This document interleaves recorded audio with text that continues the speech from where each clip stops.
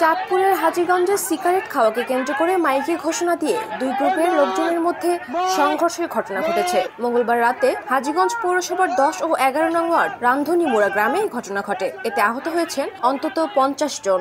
Jamuna electronics ঈদে double খুশি offer season 3, যে কোনো পণ্য কিনলেই পাচ্ছেন নিশ্চিত ঈদ উপহার। স্থানীয় সূত্রে জানা যায়, উপজেলার পৌরসভাধীন রান্ধনীমুড়া এলাকার ডিগ্রি কলেজ মাঠে 31 মার্চ বিকেলে সিগারেট খাওয়াকে কেন্দ্র করে কথা কাটাকাটি হয়। এই বিষয়টি নিয়ে রান্ধনীমুড়া এলাকার পশ্চিম ও পূর্ব পাড়ার লোকজন রাত 10টার দিকে টর্চ লাইট জ্বালিয়ে সংঘর্ষে জড়িয়ে পড়ে। প্রথমে পুলিশ সংঘর্ষ ঠেকাতে চেষ্টা করে ব্যর্থ হলেও পরে সেনাবাহিনী ও পুলিশের যৌথ বাহিনী টিম রাত 12:30টায় পরিস্থিতি নিয়ন্ত্রণে আনে।